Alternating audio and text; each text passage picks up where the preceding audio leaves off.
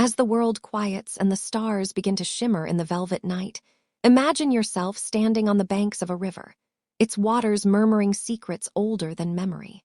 The air is warm, carrying the scent of earth and ancient stone, and before you lies the cradle of humanity, a civilization so old it feels like the heartbeat of time itself. Tonight, we embark on a journey to the dawn of history, to the oldest civilizations that shaped the world we know. This is a story of rivers and ruins, of kings and scribes, of dreams etched into clay and stone. It's a tale meant to carry you gently into sleep, wrapping you in the soothing rhythm of the past. Picture the flickering torchlight on mud-brick walls, the distant chant of priests under a moonlit sky, and the soft rustle of reeds along a riverbank. We'll wander through the lands of Sumer, where the first cities rose from the dust, where writing was born, and where humanity first dared to dream of eternity. This video is crafted for those who love history's embrace, for those who find peace in the whispers of ages long gone. Let the stresses of the day melt away as we drift back thousands of years, to a time when the world was new, yet brimming with stories that still echo today. Before we begin, I'd love to hear from you. Where are you watching this from? What time is it there? Are you curled up with a blanket, ready to drift off, or perhaps sipping tea as the night settles in? Drop a comment below to share your moment with me. It's like we're gathering around a campfire, sharing tales across the miles. If you enjoy this journey, don't forget to like, subscribe, and hit the bell icon so you never miss a story. Your support keeps these tales alive, and I'm so grateful to have you here. Hello, this is Sherry, and welcome to my channel. So let's begin. Imagine a world before cities, before empires, before the written word. A world where the horizon stretches endlessly over a land of marsh and dust, cradled by two mighty rivers. The Tigris and Euphrates flow like the lifeblood of the earth, their waters glinting under a relentless sun. It is here, in this fertile crescent of ancient Mesopotamia, that humanity takes its first tentative steps toward civilization. This is the land of Sumer, where the oldest stories of our kind were born, etched into the very soil beneath our feet. As you settle into the quiet of this moment, let the gentle rhythm of these rivers carry you back some 6,000 years, to a time when the world was young, yet brimming with possibility. The Sumerians did not arrive in a barren land. They came to a place of abundance, where the rivers spilled over their banks each year, leaving behind a gift of rich, dark silt. This was a land that whispered of plenty, but it demanded respect. The rivers were generous, yet unpredictable, sometimes flooding with a fury that could sweep away entire villages, other times dwindling to a trickle under the scorching sky. To thrive here was to learn the language of the earth, to coax life from its rhythms. The Sumerians, with their keen minds and tireless hands, did just that. They were not the first to walk these plains. Nomads and farmers had come before, but they were the first to dream of something greater, something lasting. In the shadow of these rivers, they began to shape the land. They dug canals to tame the wild waters, guiding them to fields where barley and wheat could grow. These were no simple farmers. They were engineers of survival, architects of a new way of life. Their villages, once scattered clusters of reed huts, began to grow denser, their walls rising from mud baked hard by the sun. Families gathered, not just to farm, but to trade, to worship, to share stories under the stars. It was here, in this slow gathering of souls, that the seeds of the world's first cities were sown. The Sumerians were not merely living. They were building a legacy, one brick at a time. Picture a morning in this ancient land. The air is thick with the scent of damp earth and blooming tamarisk. A farmer rises before dawn, his feet sinking into the cool mud as he checks the irrigation ditches. Nearby, a potter shapes clay into vessels, her hands steady and sure, while children chase each other through the narrow paths between homes. The rivers hum with life. Fish dart beneath the surface, reeds sway in the breeze, and herons stalk the shallows. This is a world in balance, where humanity and nature move in step, each shaping the other. The Sumerians understood this dance, and it was their mastery of it that set them apart. But what drove them to this? Why here, in this land of flood and drought, did humanity first reach for something beyond survival? Some say it was the rivers themselves. their bounty drawing people together until villages became towns, and towns became cities. Others point to the stars, for the Sumerians were avid watchers of the sky, reading omens in the movement of planets. Perhaps it was both, a marriage of earth and heaven, of practicality and wonder. Whatever the spark, the result was a civilization that would echo through time, its voice carried in the clay tablets that still speak to us today. As the sun sets over the marshes, casting a golden glow across the water, you can almost hear the laughter of those early Sumerians, their voices mingling with the rustle of reeds. They were not so different from us, people with dreams, fears, and hopes for a better tomorrow. Yet they stood at the edge of something new, something no one had dared before. They were the first to build not just homes, but a society, a way of life that would endure through the ages. And as the stars begin to appear, one by one, in the deepening sky, you can't help but wonder. What was it like to stand in their world, to feel the weight of history beginning? The answer lies just ahead, in the cities they raised from the dust, cities that would become the beating heart of Sumer. But that is a story for another moment, one that waits to unfold as you drift closer to sleep, carried by the gentle current of the past. The rivers have whispered their secrets, and the Sumerians have listened. In the fertile embrace of the Tigris and Euphrates, where the earth yields its bounty and the stars seem close enough to touch, something extraordinary is taking shape.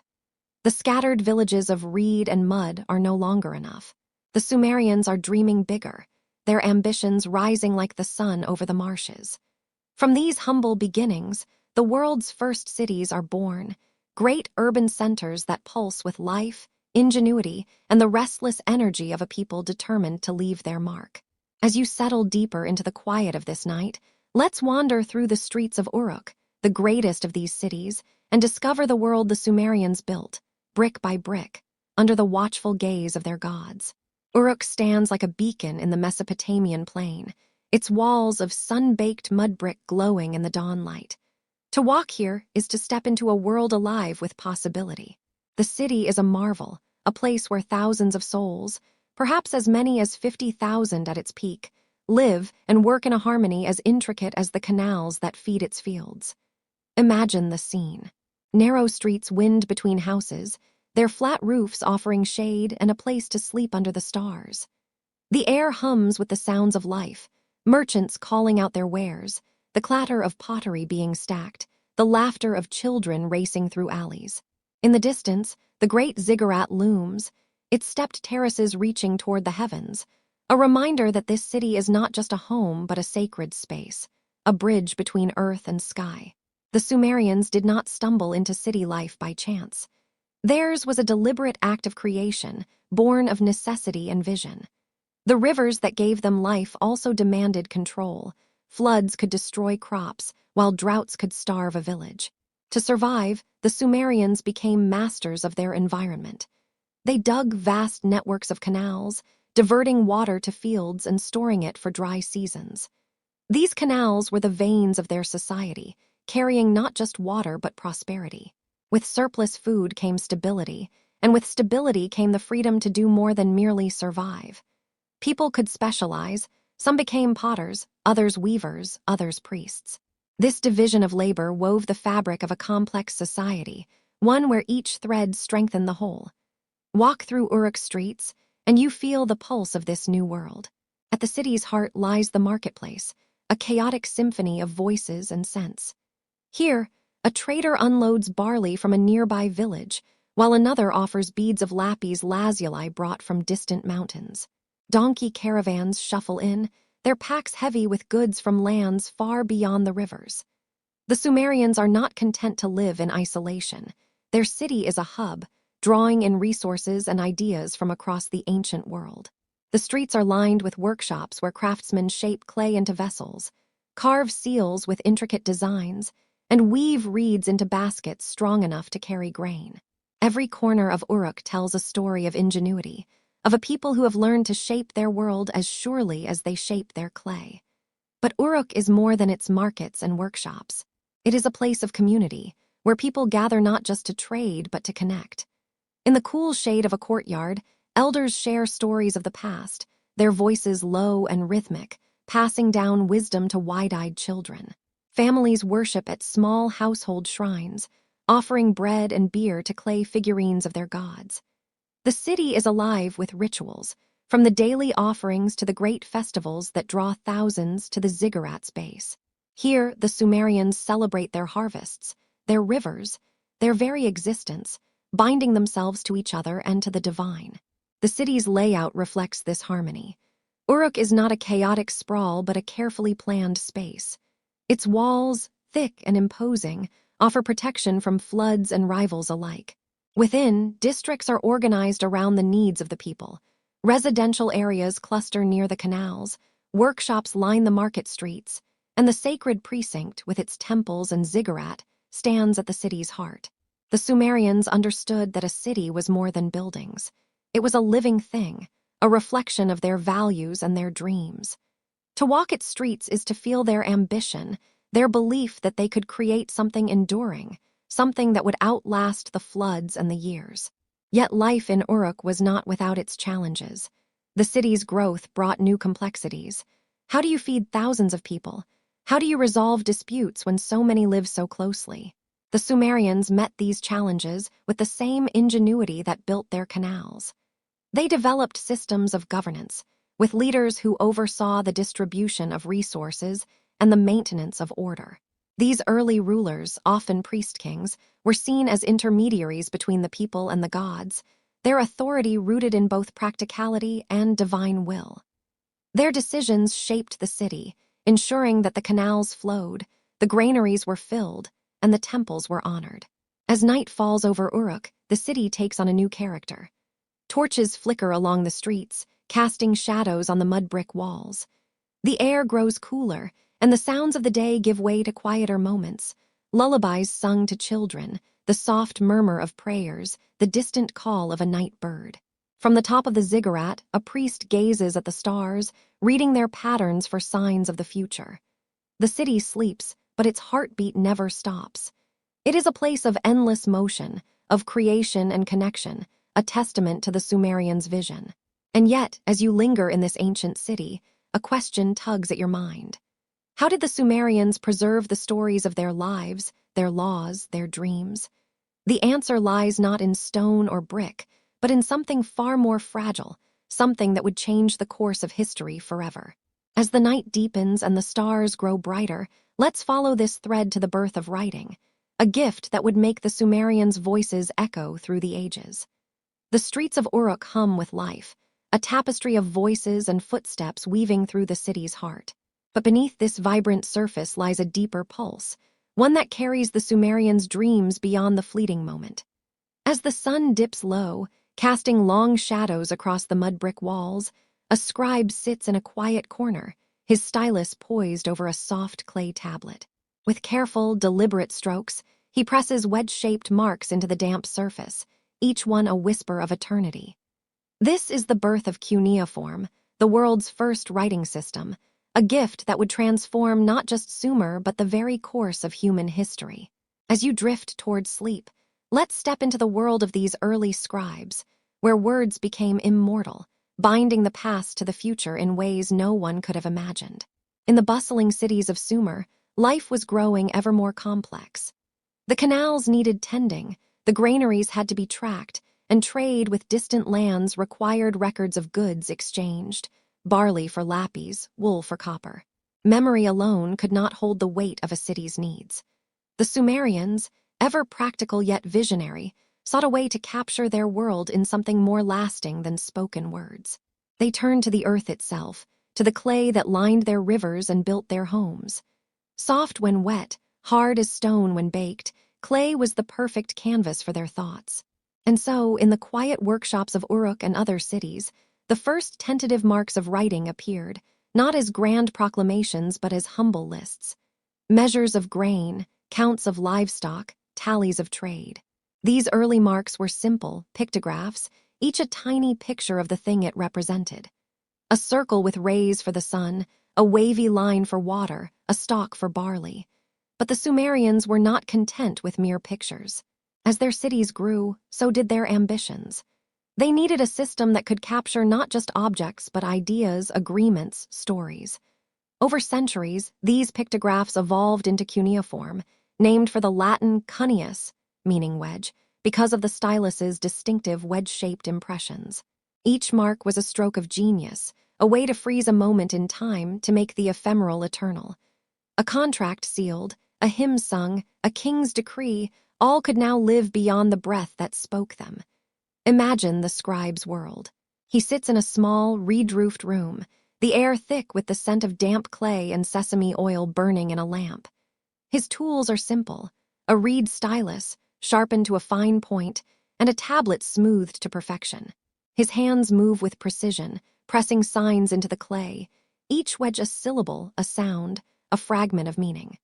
The work is meticulous, requiring years of training in the adaba, the tablet house, where young scribes memorized hundreds of signs and practiced until their fingers ached.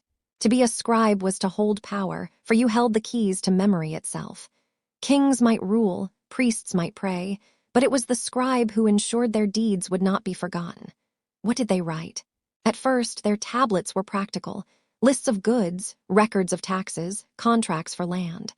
But soon, the Sumerians began to dream bigger. They inscribed hymns to their gods, praising Inanna's beauty or Enlil's might. They recorded laws, setting rules for trade and justice. They even wrote stories, tales of heroes and floods that echoed through the ages. One tablet might detail a merchant's debt, another a poem to the moon god Nanna, its verses glowing with devotion. These tablets were not just records. They were the soul of Sumer, a way to speak to generations yet unborn. Walk through Uruk's streets at dusk, and you might see a scribe delivering a tablet to a temple, its surface still soft, its message urgent. Or perhaps you'd find a merchant checking a record of his wares, nodding as he confirms the count. Writing was everywhere, woven into the fabric of the city. It allowed the Sumerians to govern their growing society, to track the flow of goods across vast trade networks, to settle disputes with the weight of written law. It was a revolution, quiet yet profound, that made their cities not just places to live but centers of knowledge, where ideas could take root and grow. But writing was more than utility. It was a bridge to the divine. The Sumerians believed their gods had given them the gift of words, and they used it to honor the heavens. Temples kept libraries of tablets, their shelves filled with hymns, omens, and rituals. A priest might consult a tablet to read the stars' messages, seeking guidance for the city's future. A king might order his victories inscribed, ensuring his name would live forever. Even ordinary people left their mark, names scratched into seals, prayers pressed into clay. Writing was a way to touch eternity, to say, "I was here, and this is what I knew." As the scribe sets down his stylus, the tablet drying in the evening air, you can feel the weight of his work. Each mark is a thread in the tapestry of Sumer, a story that will outlast the rivers and the stars. The city sleeps, but its voice lives on, carried by these fragile tablets that hold the dreams of a civilization. And yet, as you linger in this moment, a new question stirs. Who were the gods these scribes wrote for? What forces did the Sumerians believe shaped their world? As the night deepens, let's climb the steps of the ziggurat, where the divine and the mortal meet, and discover the gods of clay and sky. The clay tablets of Uruk hold the Sumerians' world in their delicate grooves, each wedge a whisper of their lives and dreams. But as the city stirs beneath the starlit sky, another force shapes its heart, a force as vast as the heavens and as enduring as the earth. The Sumerians looked upward, to the gods who governed the winds and waters, and downward, to the clay that bore their prayers. Theirs was a world alive with the divine, where every river, every storm, every harvest was a gift or a warning from powers beyond mortal reach.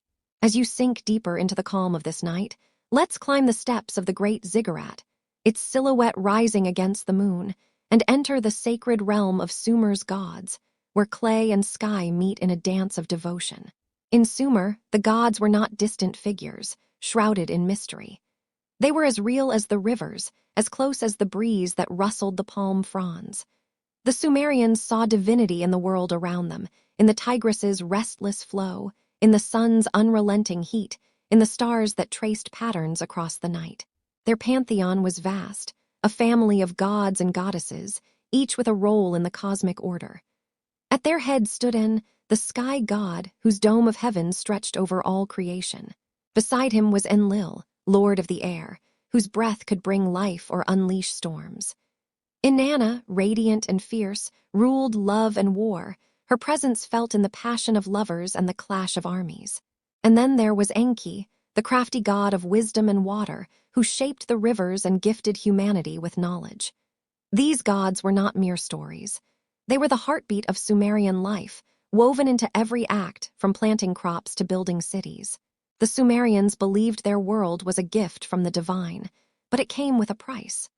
The gods demanded worship, offerings, and obedience, for their favor was never guaranteed.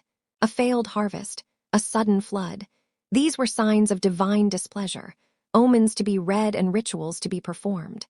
To live in Sumer was to walk a delicate path, balancing gratitude with vigilance, always mindful of the gods' watchful eyes.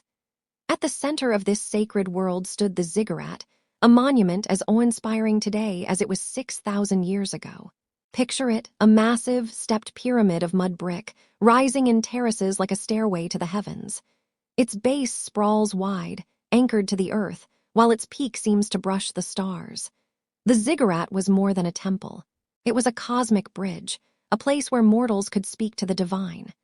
Priests and priestesses ascended its steps, their robes trailing in the dust, carrying offerings of barley, beer, and incense. At the summit, in a small shrine, they poured libations and chanted hymns, their voices rising into the night, seeking the gods' favor for their city. Step into a temple at the ziggurat's base, and you'd find a world of ritual and reverence. The air is heavy with the scent of myrrh, the walls adorned with carvings of gods and mythical beasts. Clay statues of deities stand in niches, their eyes wide and unblinking, as if watching the world. Priests move with quiet purpose, preparing altars with bread and dates, pouring wine into silver bowls. Every act is deliberate, every gesture a prayer. The Sumerians believed the gods needed sustenance, just as humans did, and these offerings were their way of nurturing the divine, ensuring the cycle of life continued. A festival might draw thousands, their voices joined in song, their hands raised to the sky, a community bound by shared faith. But the gods were not confined to temples. They lived in the daily lives of the Sumerians. A farmer might whisper a prayer to Enki before opening a canal, asking for the waters to flow gently. A mother might offer a clay figurine to Inanna, seeking protection for her child. Even the king, mighty though he was, bowed before the gods, his authority rooted in their blessing. The Sumerians saw themselves as stewards of a divine order, tasked with maintaining harmony between earth and sky. Their myths told of a time when gods walked among men, shaping the world with their hands, and every ritual was a way to honor that ancient bond. These stories were not mere tales. They were truths, etched into clay tablets by scribes who saw themselves as servants of the divine. One myth spoke of Enki crafting humans from clay, breathing life into them to serve the gods. Another told of Inanna's descent to the underworld, a journey of death and rebirth that mirrored the cycles of nature. These stories were sung at festivals, recited in temples, and taught to children by firelight.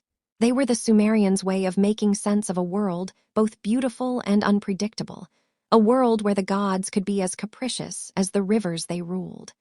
As the ziggurat casts its shadow over Uruk, the city hums with devotion. Torches flicker in the temples, their light dancing on the walls. A priestess chants softly, her voice blending with the night's quiet. The gods are listening, or so the Sumerians believe, their presence a comfort and a challenge. To live in their shadow was to live with purpose, to build a world worthy of their gaze. And yet, as the stars wheel overhead, a new figure emerges from the clay tablets, a man who would become a legend, a king whose name would echo through time. Who was he, this ruler who walked with gods and men alike? As the night carries you closer to sleep, let's follow his story, to the kings and their crowns, where history and myth intertwine. The ziggurat stands silent under the Mesopotamian sky, its terraces bathed in moonlight, a testament to the gods who watch over Sumer.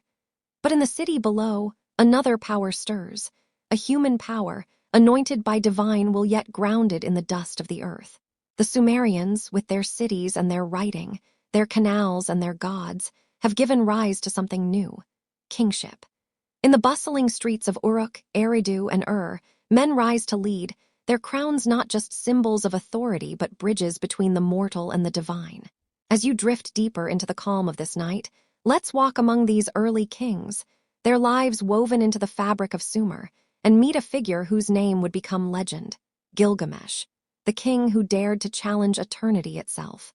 In Sumer, kings were more than rulers. They were shepherds of their people, chosen by the gods to maintain the sacred order. The rivers might flood, the harvests might fail, but the king was the anchor, the one who ensured the city endured. He was both priest and warrior, his days spent offering sacrifices at the temple and leading men into battle. His authority was rooted in the divine, for the Sumerians believed that kingship had descended from heaven, a gift from Enlil himself. Yet this gift came with a burden. To rule was to balance the needs of the people with the whims of the gods, to walk a path where every decision could mean prosperity or ruin. Picture a king in Uruk, standing atop the city's walls as the sun rises. His robe is woven with threads dyed in indigo and saffron, his beard curled and oiled, a staff of cedar in his hand. Below, the city wakes, merchants open their stalls, farmers lead oxen to the fields, priests chant in the temple's shadow. The king's eyes sweep over it all, knowing that his word shapes this world. He might order a new canal dug to bring water to distant fields, or he might settle a dispute between rival merchants, his judgment recorded on clay by a scribe. But always he returns to the temple, where he pours libations to Inanna or Enki, seeking their guidance. To be a king was to live in service, not just to the people but to the divine will that bound them all. The earliest kings of Sumer were not born to their thrones. In the dawn of cities, leadership was earned, often through strength, wisdom, or divine favor. The clay tablets speak of rulers like Enmebaragsi of Kish, whose name echoes as one of the first recorded kings, his reign a whisper of history from nearly 5,000 years ago. These men were not distant tyrants, but figures of the community, known to their people, their deeds celebrated in songs sung by firelight. They built walls to protect their cities, oversaw the granaries that fed them, and led armies against rival city-states. Their crowns were not of gold but of responsibility, their power measured in the prosperity of their people. And then there is Gilgamesh, the king whose story transcends time. The tablets call him the Mighty One, a ruler of Uruk whose strength was matched only by his ambition. Was he real or was he myth? The truth, as so often in Sumer, lies in the space between. The Epic of Gilgamesh, inscribed centuries after his supposed reign, paints him as a towering figure. 2/3 divine, 1/3 mortal, a man who built Uruk's great walls and sought immortality. Yet beneath the legend lies a kernel of history. Archaeological finds suggest a king named Gilgamesh may have ruled Uruk around 2700 BCE, his name etched in lists of kings, his deeds growing larger with each telling. To the Sumerians, he was more than a man. He was a symbol of their own striving, their desire to reach beyond the mortal coil. Imagine Gilgamesh walking through Uruk, his presence commanding yet human. He might stop to inspect a new section of the city wall, his hands tracing the bricks laid by his people. Or perhaps he stands in the temple, offering a prayer to Inanna, his heart heavy with the weight of leadership. The stories say he was restless, a king who pushed his people to great works, but also sought adventure beyond the city's gates. His friendship with Enkidu, a wild man tamed by the gods, speaks of a man searching for connection, for meaning in a world where even kings must die. The Sumerians saw in Gilgamesh their own hopes and fears, their longing to leave a mark on a fleeting world. The king's role was not just to rule, but to unify. In a land of city-states, each with its own temple and gods, rivalries simmered. Uruk might vie with Kish with Lagash, each seeking dominance over the fertile plains. The king was the one who held his city together, who rallied its people in times of war or crisis. He was the face of Sumer to the outside world, negotiating trade with distant lands, sending caravans to bring back cedar from Lebanon or lapis from the mountains of Afghanistan. His court was a hub of activity, where scribes recorded his decrees, priests offered omens, and advisors debated the future. As night falls over Uruk, the king retires to his palace, a modest structure of mud brick yet grand in its purpose. The city sleeps, but its dreams are alive, carried by the stories of its kings. The torches burn low, their light flickering on the walls, and the air is filled with the scent of cedar and incense. The Sumerians believed their kings were chosen by the gods, but they were also men, flawed, striving, mortal. And in their striving, they built a world that would endure, a world where cities thrived and stories were born. But what of the people who filled these cities, who traded and toiled under the king's watchful eyes? Beyond the palace and the temple, another world awaits, a world of markets and merchants, where the pulse of Sumer beats strongest. As the stars shine brighter and the night grows deeper, let's step into the marketplace of where the hum of trade tells a story of its own, waiting to unfold. The kings of Sumer stand tall, their crowns heavy with the weight of divine favor and mortal duty, guiding their cities through the cycles of flood and harvest. But beyond the palace gates, beyond the shadowed steps of the ziggurat, lies the true heartbeat of Sumer, the marketplace. In the bustling city of where the Euphrates kisses the earth with life, the market is a world unto itself, a vibrant tapestry of voices, scents, and colors. Here, the Sumerians come together not as subjects or worshippers, but as traders, craftsmen, and dreamers, weaving the threads of their society into something greater. As you settle deeper into the quiet of this night, let's wander through the marketplace of where the hum of commerce tells a story of connection, ambition, and the pulse of a civilization in its prime. Dawn breaks over and the market stirs to life. The air is thick with the scent of fresh-baked bread, roasted sesame, and the tang of river water clinging to the reeds. Narrow streets, lined with mud brick stalls, buzz with activity as merchants arrange their wares on woven mats and wooden tables. A potter displays her clay vessels, their surfaces etched with patterns of fish and stars. Nearby, a weaver offers bolts of wool dyed in hues of indigo and ochre, their threads spun from the flocks that graze beyond the city walls. Donkeys bray under heavy loads, their packs brimming with barley or dates, while a trader from afar unloads a sack of shimmering lapis lazuli, its deep blue catching the morning light. This is the marketplace, where the wealth of Sumer flows like the rivers that cradle it. The Sumerians were not content to live within the confines of their own fields. Their markets were gateways to a wider world, drawing goods from lands as distant as the mountains of Persia and the forests of Lebanon. Picture a caravan arriving at Ur's gates, its donkeys laden with cedar wood, its scent sharp and resinous, carried hundreds of miles across desert and plain. Another trader offers shells from the Persian Gulf, their iridescent surfaces prized for jewelry. Tin from the east, copper from the north, even rare obsidian for blades. All find their way to Ur's market, each item a thread in a vast web of trade that stretches beyond the horizon. The Sumerians were master traders, their cities hubs in a network that bound the ancient world together. Step closer, and you hear the rhythm of the market, voices haggling in a melodic cadence, the clink of weights on a balanced scale, the laughter of friends meeting over a shared jug of beer. Merchants use clay tokens and tablets to track their deals, each transaction sealed with a cylinder seal rolled across soft clay, its unique design a signature of trust. A scribe might sit nearby, stylus in hand, recording a contract for a shipment of grain or a loan of silver. These records, etched in cuneiform, are the lifeblood of the market, ensuring fairness in a world where trust is as valuable as gold. The Sumerians understood that trade was not just about goods, but about relationships, about building a community that could thrive through cooperation. The market is more than commerce, it is a stage for life. Women move through the crowd, baskets balanced on their heads, their voices mingling with those of men as they barter for cloth or oil. Children dart between stalls, chasing a stray goat or sneaking a date from a pile.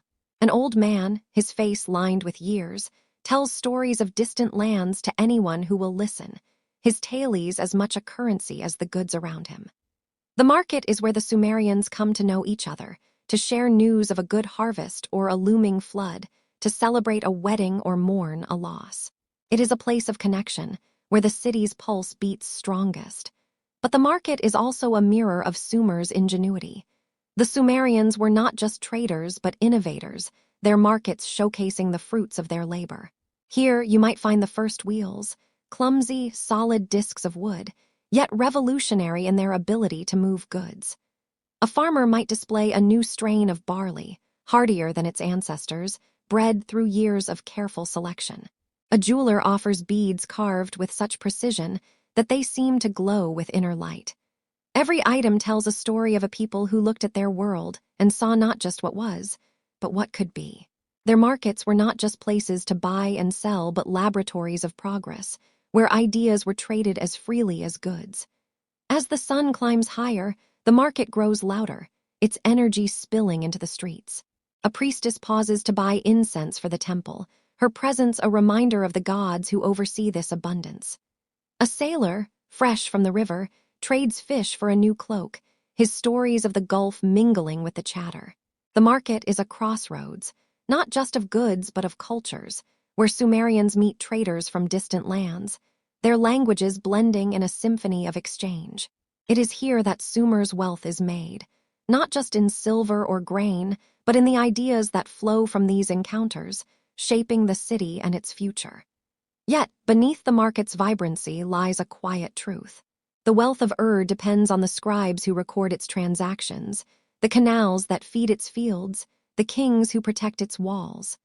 The market is a fragile thing, built on trust and order, and it could falter if that order fails. As the day wanes and the stalls begin to close, you can't help but wonder about the hands that hold this world together, the scribes, whose silent work ensures the market's memory. Who were they, these keepers of Sumer's stories? As the evening breeze carries the scent of the river, let's step into their world, where the stylus and the clay tablet weave a legacy that will outlast the ages. The marketplace of hums with the rhythm of trade, its stalls alive with the chatter of merchants and the clink of weights on scales. But behind this vibrant scene, in the quiet corners of the city, another kind of work unfolds, one that holds the very soul of Sumer in its delicate grasp. In small rooms lit by flickering oil lamps, scribes sit with reed styluses, pressing wedge-shaped marks into soft clay. These are the keepers of memory, the silent architects of a civilization's legacy. Their tablets capture not just the transactions of the market, but the laws, stories, and prayers that bind Sumer together. As you drift deeper into the stillness of this night, let's step into the world of the scribes, where the hum of the stylus weaves a thread through time, preserving the voice of a people for millennia to come.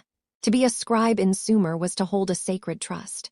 Writing was no mere skill, it was a craft, a calling, a bridge between the mortal and the eternal. The Sumerians believed that words, once inscribed, carried a kind of magic, a power to outlast the speaker, to speak to generations yet unborn. Scribes were the guardians of this power, trained from youth in the Adaba, the tablet house, where they learned the intricate art of cuneiform. Picture a young scribe, barely more than a boy, sitting cross-legged on a reed mat, his hands trembling as he practices the hundreds of signs that make up the script. Each wedge, each curve must be perfect, for a single mistake could alter a contract, a law, or a hymn to the gods. The Adaba was no easy place. The training was rigorous, the days long. Students memorized signs by copying them endlessly, their styluses carving into clay tablets that would later be smoothed and reused.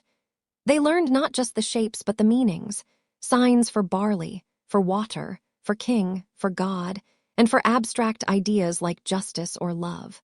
They studied mathematics, mastering the sexagesimal system that gave us our 60-minute hours and 12-month calendars. They learned the stories of their people, from the creation of the world to the deeds of kings like Gilgamesh. To be a scribe was to be a scholar, a historian, a poet all at once, entrusted with the weight of Sumer's memory. Walk into a scribe's workshop, and you'd find a world of quiet focus. The air is heavy with the scent of damp clay and burning sesame oil. Tablets, some still soft, others baked hard, are stacked neatly on shelves, each one a fragment of the city's life. One might record a merchant's debt, another a king's decree, another a hymn to Inanna, its verses glowing with devotion. The scribe's hands move with precision, his stylus pressing wedges into the clay sharp, deliberate marks that capture the cadence of speech. He might pause to consult a reference tablet, checking the form of a rare sign, or to sip from a cup of barley beer, his only respite in a long day's work. His labor is solitary, yet it binds the city together, giving permanence to its fleeting moments. What did the scribes write? Everything. Their tablets were the backbone of Sumerian society, the threads that held its complexity together. They recorded taxes and rations, ensuring the granaries fed the city. They inscribed contracts, sealing agreements between traders or landowners with the roll of a cylinder seal. They copied laws, like those of King Ur-Nammu, who set rules for justice and trade, his code one of the earliest in history. They wrote letters, carrying messages between cities and lists of offerings for the temples, ensuring the gods were honored. But they also wrote for beauty, poems that sang of the moon's light, myths that told of Enki's cunning, stories that captured the human heart. These tablets were more than records, they were acts of creation. A scribe might spend days on a single hymn, choosing each sign with care, knowing it would be sung in the temple for years to come. Or he might labor over a list of stars, noting their positions for priests who read omens in the sky.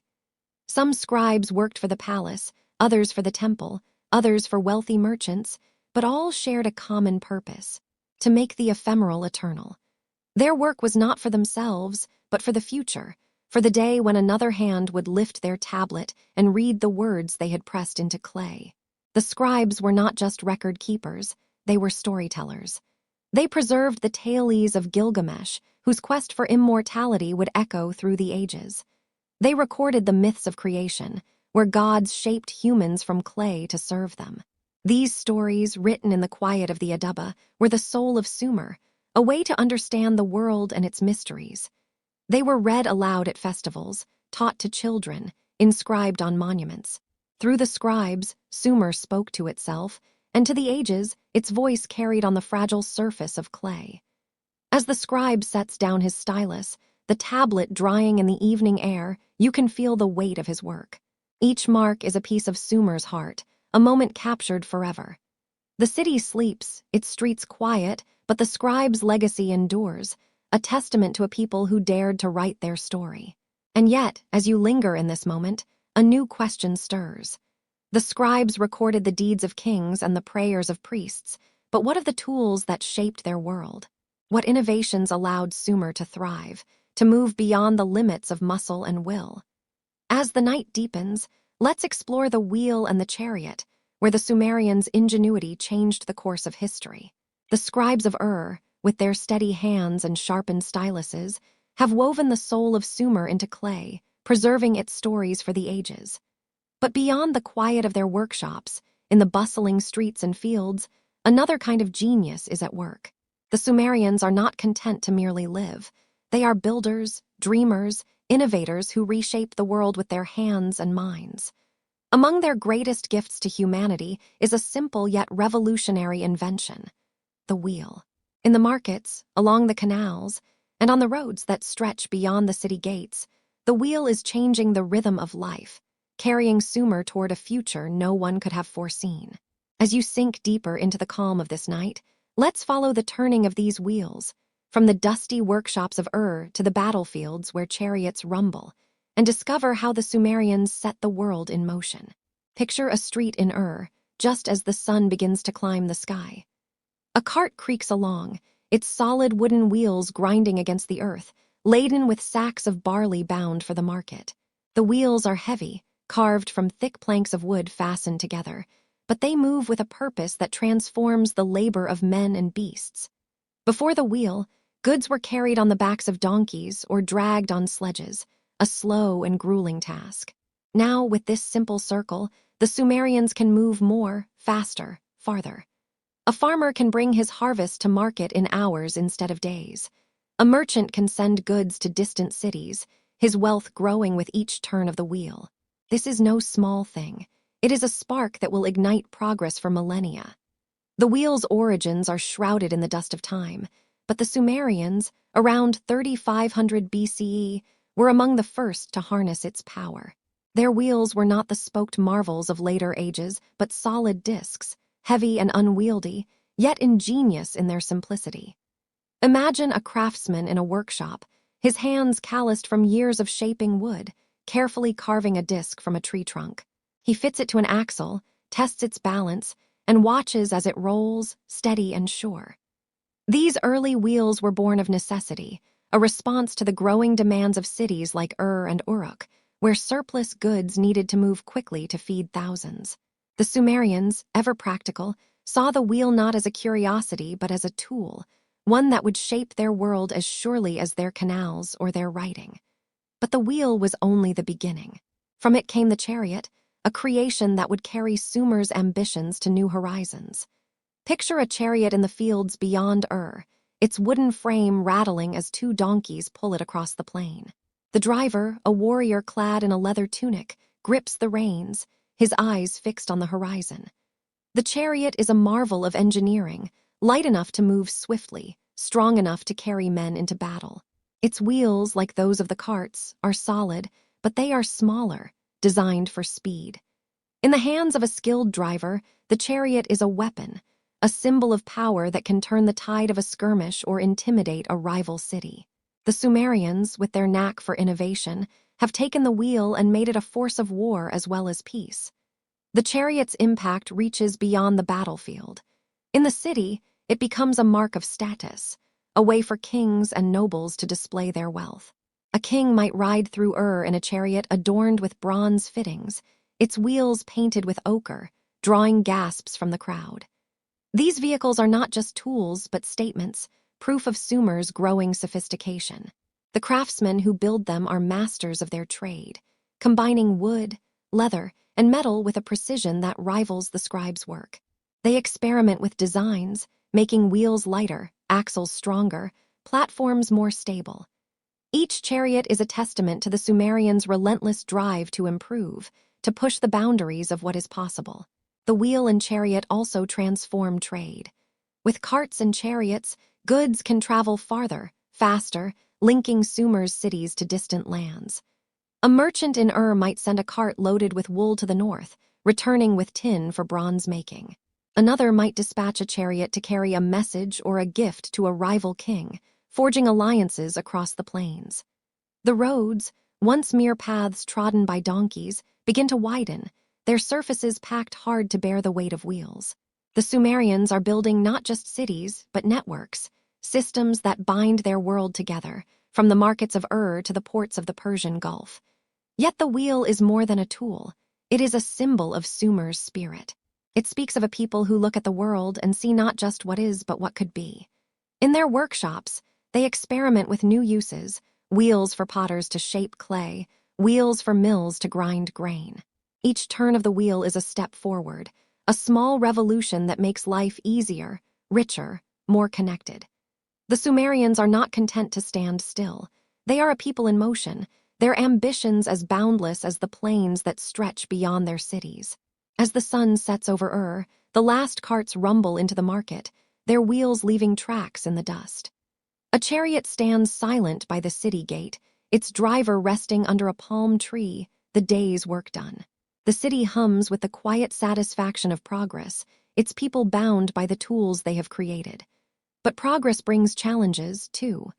The wealth of the markets, the power of the chariots, draws envious eyes from rival cities. As the stars emerge, you can't help but wonder, what happens when ambition meets rivalry, when the wheels of Sumer turn toward conflict? As the night wraps you in its gentle embrace, let's follow the shadows to the battlefields, where the story of Sumer takes a darker turn. The wheels of Sumer turn steadily, carrying the bounty of Ur's markets and the might of its chariots across the fertile plains. The cities of Sumer, Ur, Uruk, Lagash, Kish stand as beacons of human achievement, their ziggurats piercing the sky, their canals shimmering under the sun. But in the quiet spaces between these cities, where the rivers wind and the dust swirls, a shadow gathers. The same ingenuity that built Sumer's prosperity also fuels its rivalries. City-states, each proud and fiercely independent, eye one another with ambition and mistrust. As you drift deeper into the stillness of this night, let's walk the borders of Sumer, where the hum of peace gives way to the clash of conflict, and discover the struggles that shaped a civilization teetering on the edge of war. In Sumer, no city stands alone. Each is a world unto itself, with its own king, its own gods, its own dreams of greatness. Uruk boasts its mighty walls, said to be built by Gilgamesh himself. Lagash prides itself on its fertile fields, its granaries overflowing with barley. Kish claims divine favor, its kings anointed by Enlil. Yet these cities share the same rivers, the same plains, and their ambitions often collide. Water, the lifeblood of Sumer, is a source of both unity and strife. A canal dug by one city might starve another's fields, sparking disputes that simmer into grudges. Land, too, is precious, every patch of fertile soil a prize worth fighting for. The Sumerians, for all their brilliance, are not immune to the pull of rivalry. Picture a morning on the plains between Ur and Lagash. The air is thick with tension, the horizon hazy with dust kicked up by marching feet. A small army gathers, men armed with bronze-tipped spears, their shields of leather and wood gleaming in the sun. At their head rides a warrior in a chariot, its wheels creaking, his cloak fluttering like a banner. These are no vast legions, but bands of citizen soldiers, farmers and craftsmen called to defend their city's honor. Their weapons are simple, spears, slings, maces, but their resolve is fierce. The Sumerians fight not just for land or water, but for pride, for the favor of their gods, for the right to call their city supreme. The clay tablets tell of these conflicts, their words etched with the weight of blood and ambition.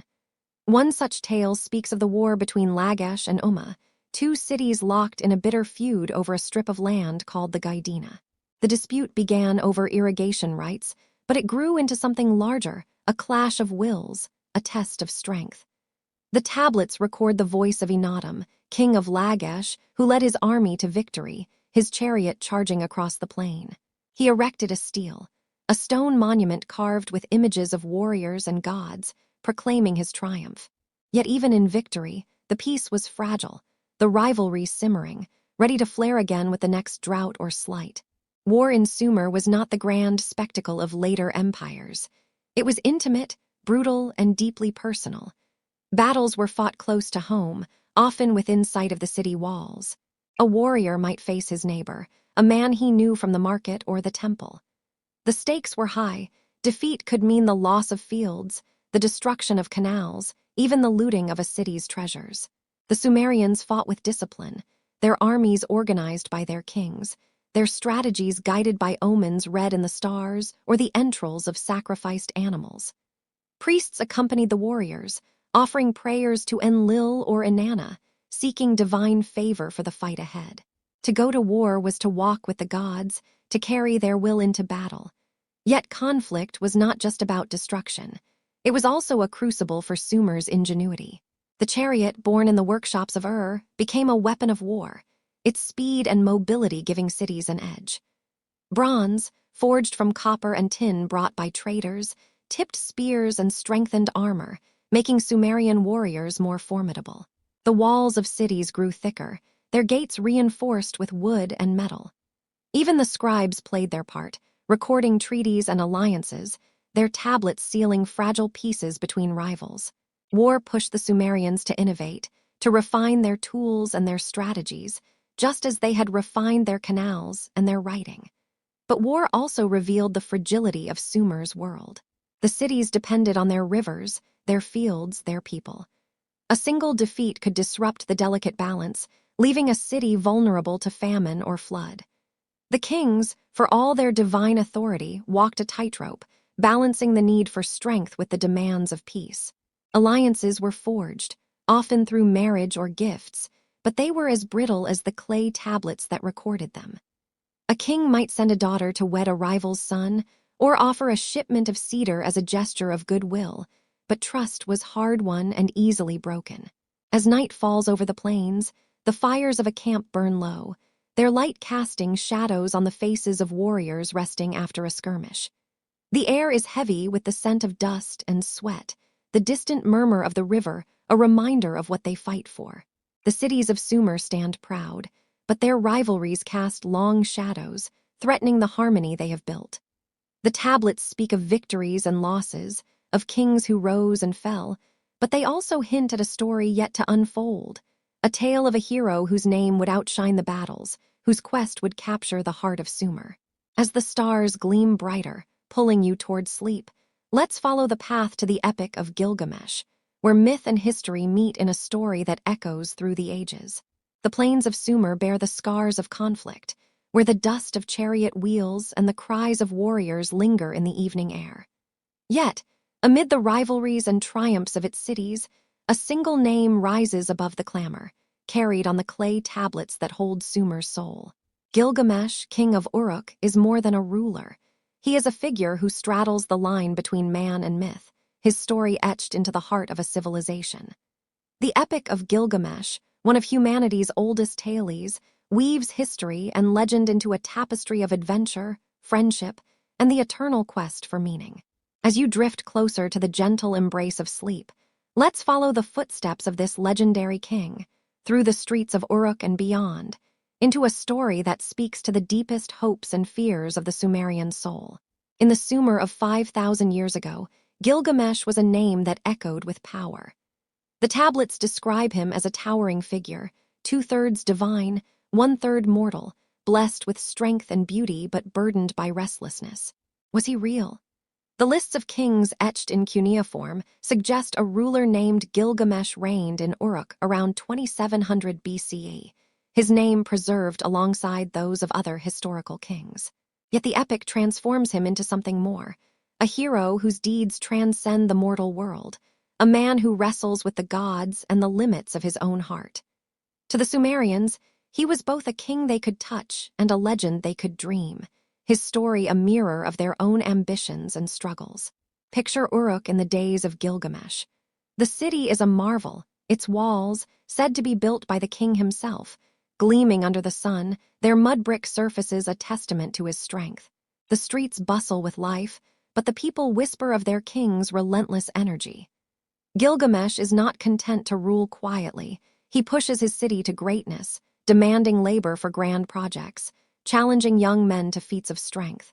The tablets tell of a people who love their king but grow weary of his demands, their prayers rising to the gods for relief. In response, the gods create Enkidu, a wild man born of clay, as untamed as the plains beyond the city.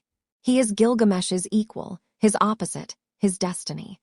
The meeting of Gilgamesh and Enkidu is a turning point, a moment where history and myth collide.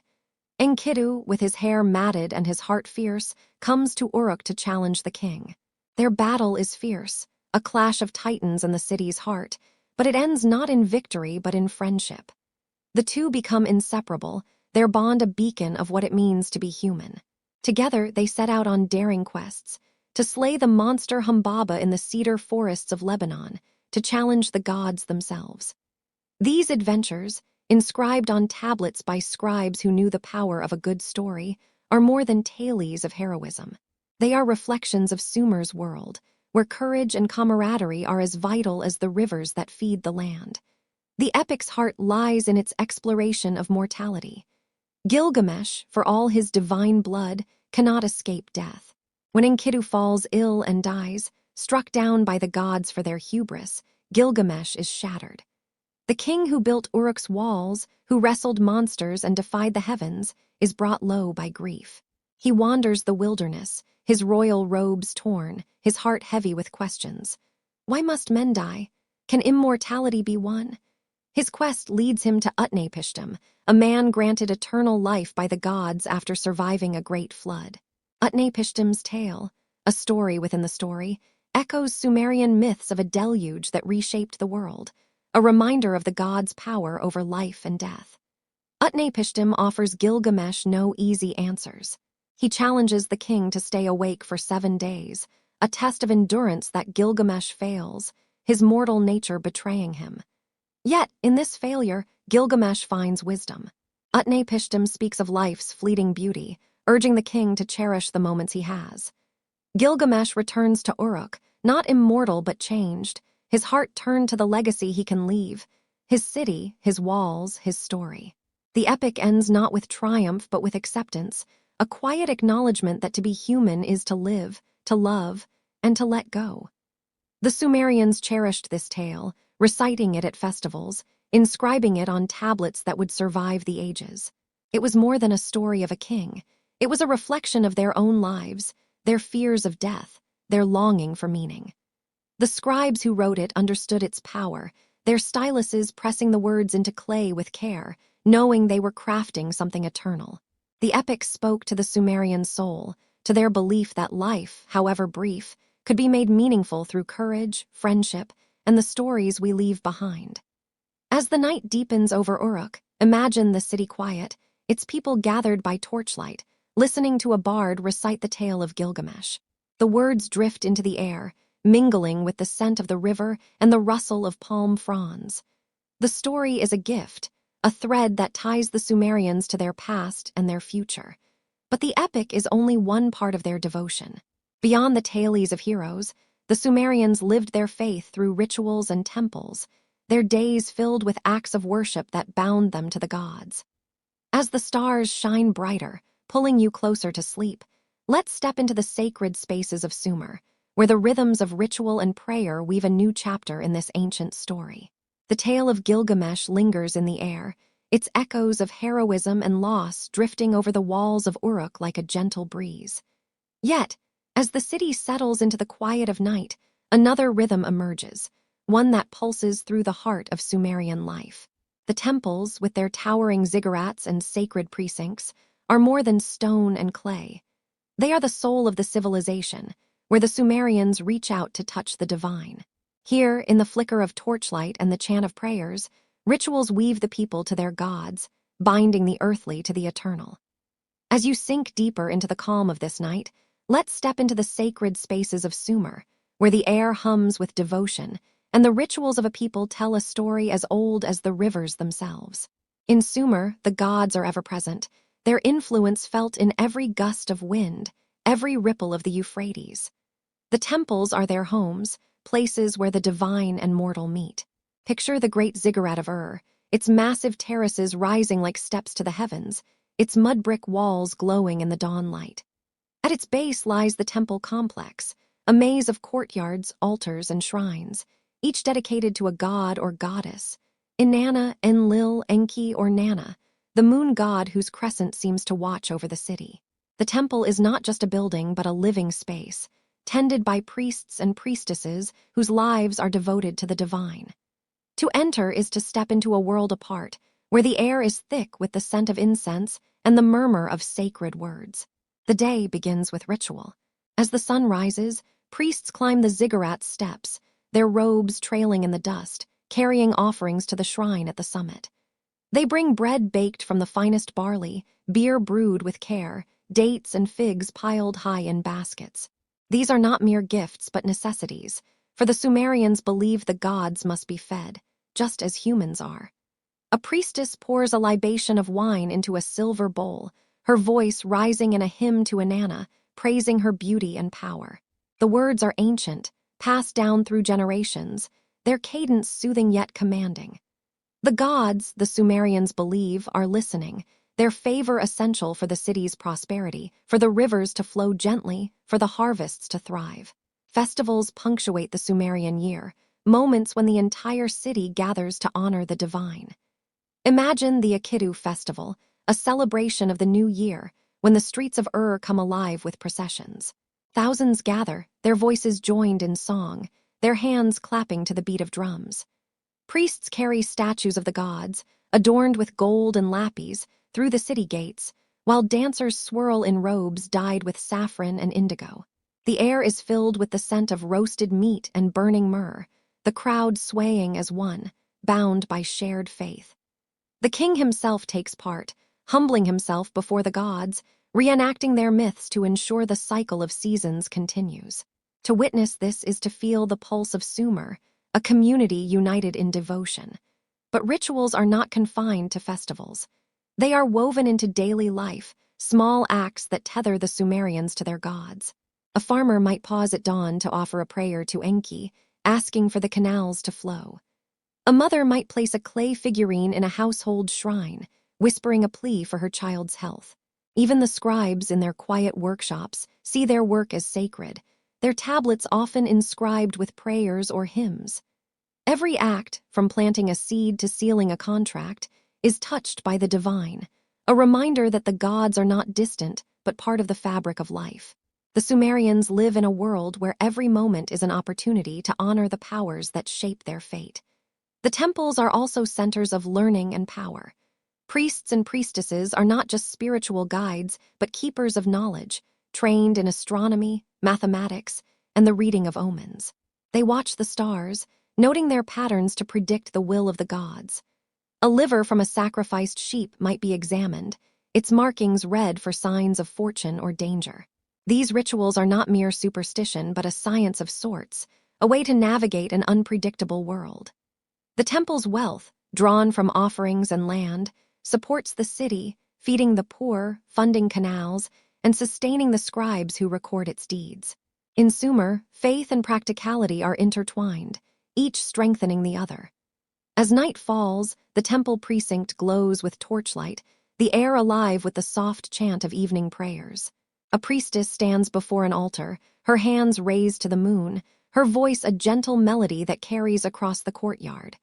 The city sleeps, but the gods do not. They watch, their presence a comfort and a challenge. The rituals of Sumer are a dance, a delicate balance between human effort and divine will, a way to keep the world in harmony. Yet, as you linger in this sacred space, a new question stirs. Who were the women who stood beside the priests, who shaped these rituals and the society they served? As the stars burn brighter, pulling you toward sleep, let's explore the lives of Sumer's women, whose voices, though often quiet in the tablets, echo through the heart of this ancient world.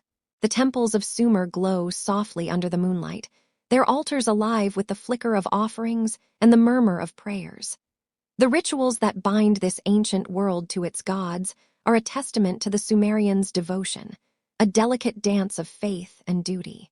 Yet within these sacred spaces and beyond, another story unfolds, one often left in the shadows of the clay tablets, but no less vital to the heart of Sumer. The women of this civilization, from priestesses to mothers, from weavers to landowners, are the quiet strength that weaves the fabric of society together. As you drift closer to the gentle pull of sleep, let's step into their world, where their voices, though softly spoken in the records, resonate with power, grace, and the enduring spirit of Sumer. In the bustling cities of Uruk, and Lagash, women move through the streets with purpose, their presence as essential as the rivers that sustain the land.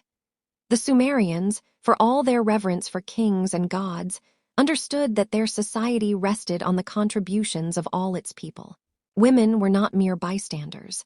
They were active participants in every facet of life, their roles as varied as the stars above. Picture a morning in Ur. A woman balances a basket of dates on her head as she navigates the market, her voice sharp as she barters with a merchant. Nearby, another woman kneads dough in a courtyard, her children playing at her feet, while a third, clad in a flowing robe, ascends the ziggurat steps to offer prayers to Inanna. Each is a thread in Sumer's tapestry, their work shaping the city's soul.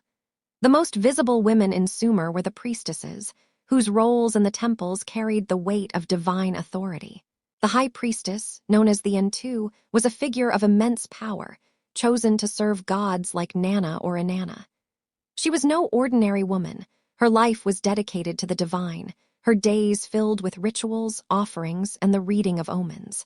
Imagine Enheduanna, the daughter of King Sargon, who served as high priestess of Nana in Ur around 2300 BCE. Her name is one of the few that echoes clearly through history, not just as a priestess, but as a poet obligatory word missing here, whose hymns to Inanna, inscribed on clay, are among the earliest known works of literature. Her words, filled with passion and devotion, capture the spirit of Sumer's faith, a testament to the power of women's voices. Enheduanna's role was exceptional, but other priestesses, too, held significant influence. They led ceremonies, managed temple lands, and advised kings, their wisdom sought in matters of state and spirit.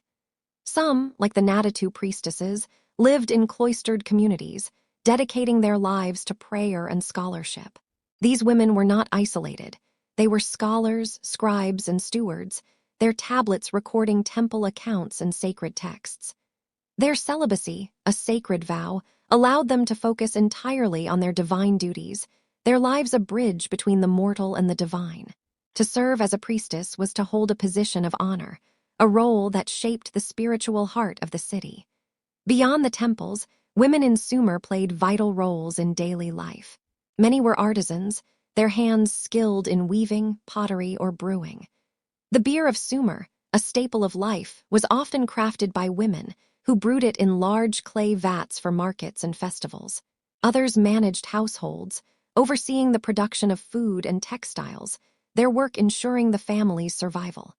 Some women owned land, a rarity in many ancient societies, and their names appear on tablets as buyers and sellers of property. A woman named Shubad, buried in Ur's royal cemetery with treasures of gold and lapis, was likely a queen or high-ranking noble, her tomb a testament to the respect afforded to powerful women. In the marketplace, women were traders, their voices mingling with men's as they sold goods or negotiated deals. The tablets record women as tavern keepers, loaning silver or grain, their businesses thriving in the bustling economy. Even in marriage, women held rights, contracts ensured dowries and protections, and some women could initiate divorce, a freedom uncommon in later ages. These rights were not universal, but they reveal a society where women's contributions were valued, their roles integral to the city's success. Yet life was not without hardship. Women worked long hours, their lives tied to the rhythms of family and labor. Childbirth was perilous, and many did not survive it, their names lost to the tablets. The laws, though progressive for their time, favored men in matters of inheritance and authority. Still, the Sumerians celebrated women's strength, particularly in their myths. Inanna, goddess of love and war, was a towering figure, her stories of courage and cunning a reflection of the qualities admired in Sumerian women. Her descent to the underworld, a tale of death and rebirth, mirrored the resilience of the women who lived in her shadow. As evening falls over picture a woman sitting by a fire, weaving a basket from river reeds, her children asleep nearby. Another stands in the temple, chanting a hymn, her voice rising to the stars. A third, a merchant, tallies her day's earnings on a clay tablet, her mind sharp with calculation. These women are the heartbeat of Sumer, their lives a quiet but powerful force. Their stories, though often unwritten, are etched into the city's walls, its fields, its faith. And yet, as the night deepens, a shadow looms over this vibrant world. The rivers that feed Sumer are changing, and with them, the fortunes of its people. As sleep beckons, let's follow the currents of history to the decline of Sumer, where the story takes a poignant turn. The women of Sumer weave their quiet strength through the fabric of their cities, their hands shaping clay, their voices rising in prayer, their lives a vital thread in the tapestry of this ancient world. Uruk, and Lagash stand proud, their ziggurats piercing the sky, their markets humming with life. Yet beneath the vibrancy of Sumer's streets, a subtle shift is stirring. The rivers that gave birth to this civilization, the Tigris and Euphrates, are both its blessing and its curse. Their waters, once tamed by canals and ingenuity, are beginning to betray the people who depend on them. As you drift deeper into the gentle embrace of this night, let's walk the fading paths of Sumer, where the seeds of decline are sown, and the story of the world's first civilization takes a poignant turn. For centuries, the Sumerians thrived in the Fertile Crescent, their cities blooming like reeds along the riverbanks. Their canals turned marshes into fields, their scribes captured their dreams in clay, their kings and priestesses bound them to the gods. But the land that gave them life was fragile, its balance delicate. The rivers, generous in their floods, could also be merciless. Over time, the very systems that sustained Sumer began to falter. The canals, dug with such care, carried not just water but silt, which clogged their channels and choked the fields. Irrigation, the lifeblood of agriculture, brought an unseen enemy: salt.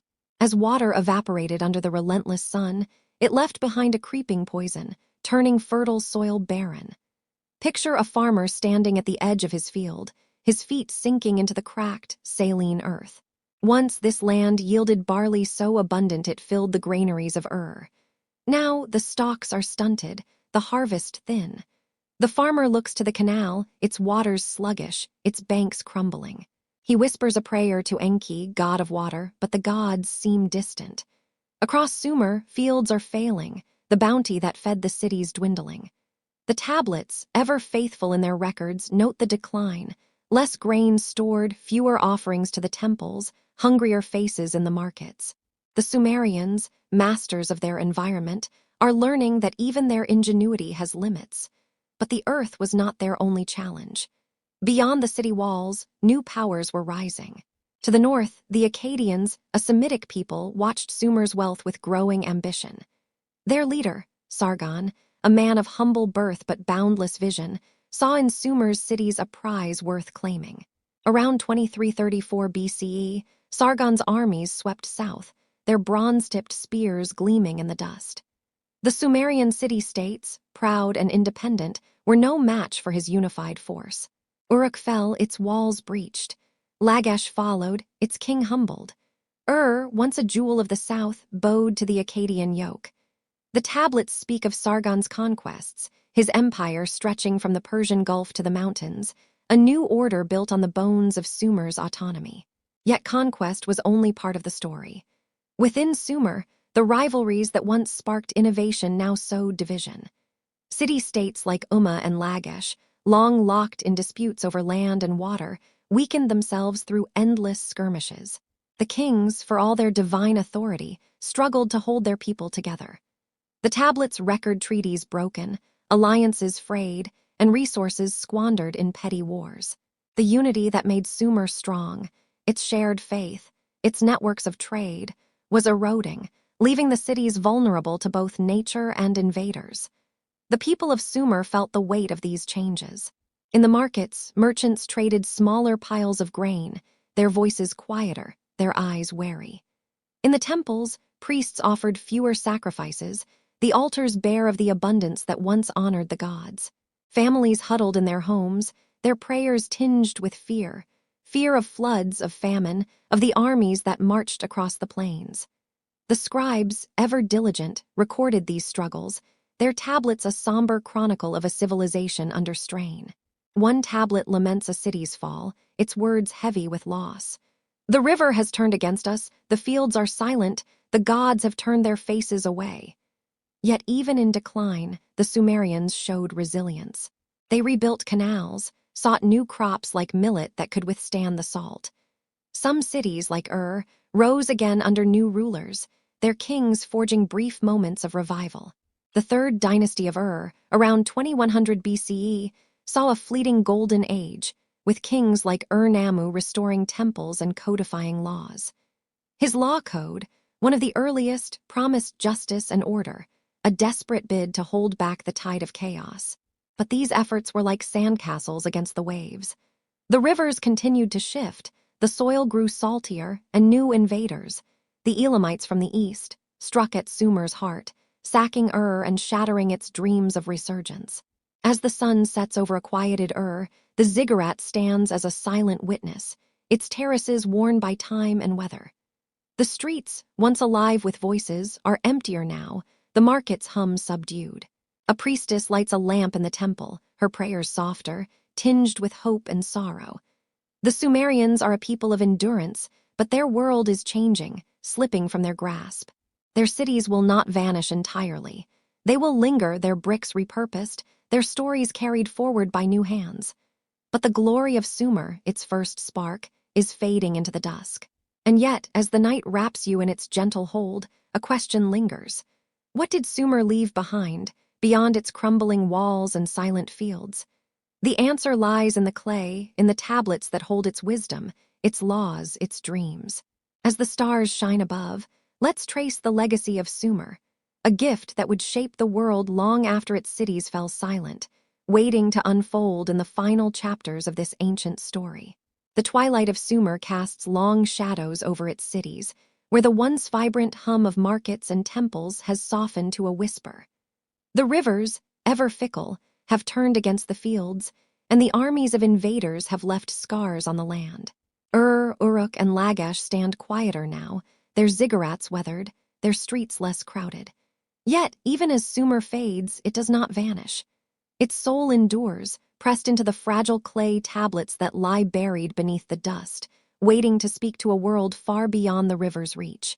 The Sumerians, with their boundless ingenuity, have left a legacy that will echo through the ages, shaping civilizations yet to come. As you drift toward the gentle pull of sleep, let's uncover this legacy, etched in clay, where the heart of Sumer lives on. The Sumerians were not just builders of cities. They were architects of ideas, pioneers who laid the foundations for the world we know. Their greatest gift was not their walls or their wheels, but their ability to capture the human spirit in words, laws, and stories. The clay tablets, so unassuming in their simplicity, are the vessels of this legacy. Scattered across the ruins of Nippur, and Uruk, these tablets, some no larger than a hand, others heavy slabs, hold the sum of Sumerian wisdom. They are the voices of scribes, priests, and kings, speaking across millennia, their words as clear today as when they were pressed into soft clay under a Mesopotamian sun. What do these tablets tell us? They are a treasury of human thought, the first stirrings of a civilization grappling with its place in the cosmos. The scribes recorded laws, like those of Namu, which set rules for justice and trade, ensuring fairness in a complex society. One tablet decrees the penalty for theft, another the rights of a widow, their words a blueprint for order that would inspire later codes, from Hammurabi to the laws of distant lands. These were not mere rules, but a vision of a society where justice could temper ambition, where the weak could find protection under the shadow of the strong. The tablets also carry stories, the myths and epics that defined Sumer's soul. The Epic of Gilgamesh, with its tale of friendship and mortality, is a cornerstone, its verses a meditation on what it means to be human. Other tablets tell of Enki's cunning, crafting humans from clay, or Inanna's descent to the underworld, a story of resilience that mirrors the Sumerians' own struggles. These tales were not just entertainment. They were lessons, ways to make sense of a world of floods and stars, of gods and death. They traveled beyond Sumer, carried by traders and conquerors, their echoes found in the myths of Babylon, Greece, and even the Bible's tales of floods and heroes. Sumer's legacy is also in its science and mathematics. The scribes, trained in the Adaba, developed a sexagesimal system, based on the number 60, that gave us our 60-minute hours, our 12-month calendars, our 360-degree circles. Tablets record astronomical observations, tracking the paths of stars and planets with a precision that astonishes even today. These were not mere curiosities, but tools for priests to read omens, for farmers to time their planting, for kings to plan their campaigns. The Sumerians looked to the heavens and saw order, and they captured that order in clay, passing it down to every civilization that followed. The art of writing itself, born in Sumer's workshops, is perhaps their greatest gift. Cuneiform, with its wedge-shaped marks, was more than a tool. It was a revolution. It allowed the Sumerians to record their world, to share knowledge across generations, to build a society where ideas could endure. This gift spread beyond their borders, adapted by the Akkadians, Babylonians, and Assyrians, its influence reaching as far as Egypt and Anatolia. The act of writing, so simple yet profound, changed the course of history, allowing humanity to preserve its thoughts, its dreams, its mistakes. Every library, every book, every screen owes a debt to those first scribes who pressed their styluses into clay. Even in decline, Sumer's influence did not fade. When Sargon's Akkadian empire rose, it built upon Sumer's foundations, adopting its writing, its laws, its gods. The cities of Babylon and Nineveh, which would later dominate Mesopotamia, were heirs to Sumer's legacy, their ziggurats and tablets echoing the forms of and Uruk. The Sumerian language, though no longer spoken, lived on in sacred texts, studied by scribes long after the cities fell silent. Their stories, their mathematics, their vision of a just society seeped into the cultures that followed, from the Persians to the Greeks, shaping the very roots of Western civilization. Picture a scribe in the final days of sitting in a quiet room as the city weakens. His hands are steady, his stylus sharp, as he inscribes a hymn to Nanna, the moon god, praying for the city's revival. He knows the end is near, yet he writes, driven by a belief that his words will endure. And they do. Thousands of years later, archaeologists uncover his tablet, its surface cracked but its message intact. The scribe's voice speaks again, telling us of a people who loved, fought, and dreamed under the same stars we see tonight. This is Sumer's legacy, not in the bricks that crumble, but in the ideas that endure, carried forward by the clay that holds their heart. As the night settles over the ruins of Sumer, the rivers flow on, their waters quieter now, their banks lined with the ghosts of canals. The cities are silent, but their legacy is not. It lives in the laws that guide us, the stories that inspire us, the numbers that measure our days. And yet, as you linger in this ancient world, a final reflection calls. What does it mean to stand at the dawn of civilization, to see its rise and fall, and to carry its lessons into our dreams? As the stars glow brighter, pulling you toward sleep, let's drift into eternity, where Sumer's story finds its quiet, timeless close. The clay tablets of Sumer, etched with the dreams and deeds of a people long gone, lie quiet beneath the sands, their voices waiting for those who would listen. The cities of Uruk, and Lagash, once vibrant with the hum of markets, the chant of priests, and the laughter of children, have faded into the dust of time. Yet their story does not end in silence. Sumer, the cradle of civilization, has left its mark not just on the earth, but on the very soul of humanity, its legacy carried forward in the laws, stories, and ideas that shape our world. As you sink into the gentle embrace of this night, let's linger one last time in the world of Sumer, drifting into eternity where their story finds its quiet, timeless close, carrying you softly towards sleep. Stand for a moment on the banks of the Euphrates, where the waters glint under a starlit sky. The air is warm, scented with reeds and the faint memory of incense from a distant temple. The ziggurat of looms in the darkness, its terraces worn but still reaching for the heavens, a silent witness to the lives that unfolded in its shadow. The Sumerians, with their canals and their wheels, their kings and their scribes, built more than cities. They built a vision of what it means to be human. They were the first to gather in great numbers, to write their thoughts, to dream of a world beyond the horizon. Their story is not just history, it is the beginning of our own. Close your eyes and imagine the streets of Uruk as they once were. A merchant counts his silver in the market, his fingers brushing a clay tablet etched with cuneiform. A priestess lifts a bowl of wine to Inanna, her voice soft as she sings of love and war. A child chases a hoop through the dust, his laughter mingling with the murmur of the river. These are not just moments, but threads in a tapestry that stretches across time, connecting us to those who walked these lands 6,000 years ago. The Sumerians were not so different from us. Their joys, their fears, their hopes for a better tomorrow echo in our own hearts, their dreams carried forward in the stories we tell. What does it mean to stand at the dawn of civilization? It is to see humanity's first steps, tentative yet bold, toward a world of order and meaning. The Sumerians faced floods and droughts, rivalries and conquests, yet they built a society that endured through its ideas.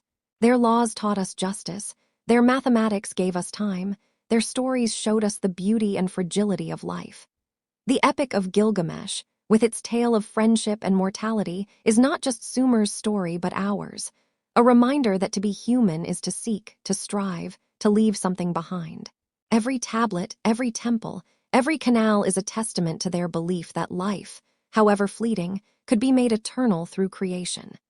As you drift through this ancient world, picture a scribe, his lamp burning low, pressing one final wedge into a tablet. He writes not for himself, but for those who will come after, for the hands that will lift his words from the earth millennia later. His tablet, baked hard by the sun, will survive the fall of the rise of empires, the turning of ages. It will speak of a people who looked to the stars and saw not just light but meaning, who tamed rivers and built cities, who loved and fought and dreamed under the same sky that arches over you now. Their legacy is not in the bricks that crumble, but in the ideas that endure, in the quiet power of a story told well. The rivers flow on, their waters carrying the whispers of Sumer into the night. The Tigris and Euphrates, once the lifeblood of a civilization, now cradle its memory, their currents a lullaby for the ages. The stars above, the same ones the Sumerians watched, shine with a gentle glow, inviting you to rest. Their world is gone, yet it lives in every law we uphold, every story we tell, every moment we pause to wonder at the vastness of time. Sumer is not lost. It is within us, its heartbeat faint but steady, a reminder that even the smallest acts, a word written, a prayer offered, a field sown, can ripple through eternity.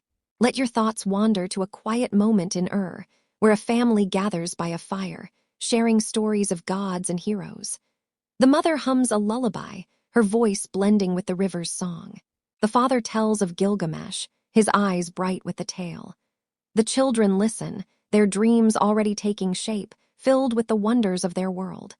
This is Sumer's gift, not just its inventions or its cities, but its ability to inspire, to make us feel connected across the vastness of time.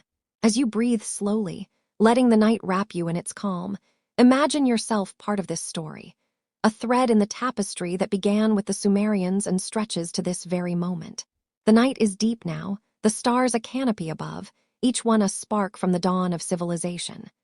Sumer's story is complete, yet it lingers, a gentle invitation to dream of ancient rivers, of cities rising from the dust, of voices preserved in clay. Let these images carry you, soft as a whisper, into the quiet of sleep. The Sumerians dreamed of eternity, and in their legacy they found it, not in immortality, but in the stories that live on. And as the darkness wraps around you, let their dreams guide you into a peaceful slumber, where the echoes of Sumer's ancient wisdom linger in the night. As the whispers of Sumer fade into the night, carrying you gently towards sleep, I hope you felt the magic of this ancient world come alive.